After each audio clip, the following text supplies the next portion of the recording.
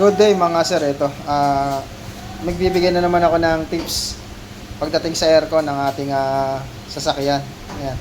So sa mga naka Nissan Almera na 1.5, 1.2, 1.0 or from first gen to latest generation ng Nissan Almera. Ayan. So itong tips na to ay related lang to sa air conditioning problem ng ating sasakyan sa mga naka Nissan Almera. Yan. So kapag ang unit nyo ay namamatay ang makina kapag inuon ang aircon, yun as in talagang pag binuha yung aircon, magsha-shutdown yung makina, yung ihinto talaga. Yung ibig sabihin, mamamatay talaga, as in diretso patay talaga yung makina. Kasi may issue na pag inon yung aircon, pupugak muna, and then pag nag-rough idling yung engine, saka doon lang mamamatay. So if hindi yung ganon, yung issue na once na pagka-click mo ng AC, inon mo yung blower, click yung AC, ayan. Ayan dito, papakita ko sa inyo.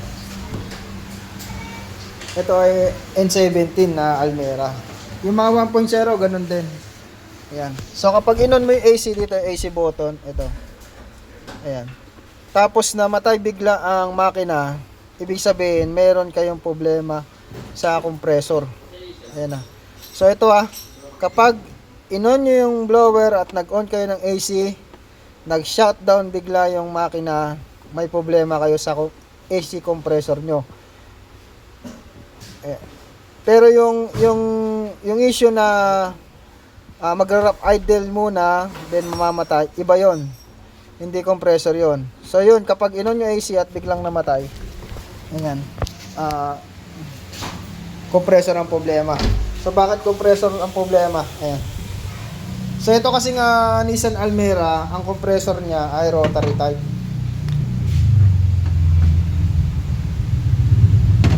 Ayan. Ang rotary type ay umiikot lang yan doon sa loob. May mga blade yan sa loob na siyang nagpapump nung freon na nagsisirculate doon sa ating AC system.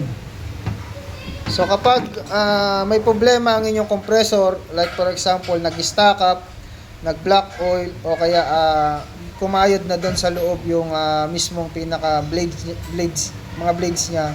Ayan. I-shutdown na yung makina. Ayun. Bakit?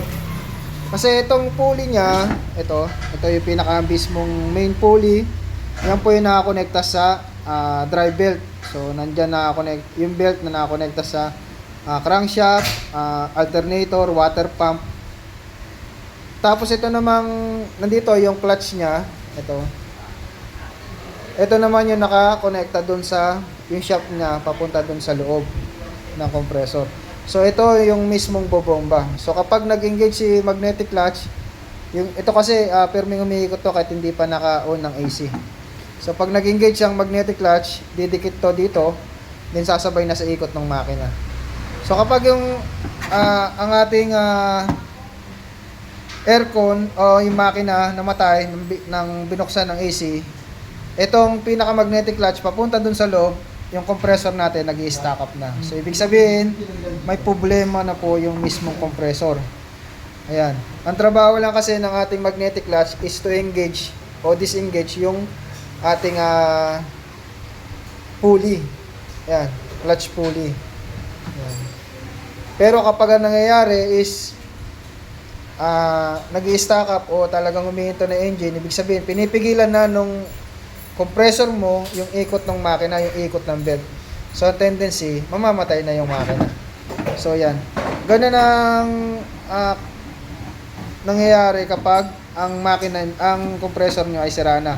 Talagang palitin na. So, possible, nag-black oil, nasunog, nag-overheat, o kaya nag-stack up.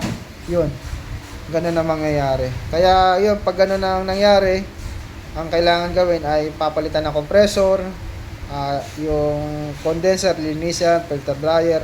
Pag contaminated na ng black oil lahat ng system, kailangan nyo malinisan, mapalitan ng filter, expansion valve, etc. Kung ano makita sa system, Kasi kapag ganun nag-stack up na, ibig sabihin, sira na yung compressor at nag-overheat yun. Kaya kailangan palitan na yon. So, wag nyo nang hintayin na, wag nyo nang gamitin kasi baka masunog yung pulley, masunog pa yung buong makina. Ayan, kasi pag nag-overheat yan, pwedeng masunog itong clutch pulley. Umapoy, magliyab. Ayan. May na-encounter na kasi akong ganung issue. So kapag gano'n, wag nyo nang gamitin muna yung aircon and then pa-check nyo na agad sa mga malapit na AC repair shop sa inyong lugar. Okay. Yan yung issue na malaki-laki ang gagastusin kasi kumbaga pag compressor ang bumigay, ayan, finish na. Yan. Medyo masakit sa bulsa kasi medyo may kamahalan ng ating AC compressor.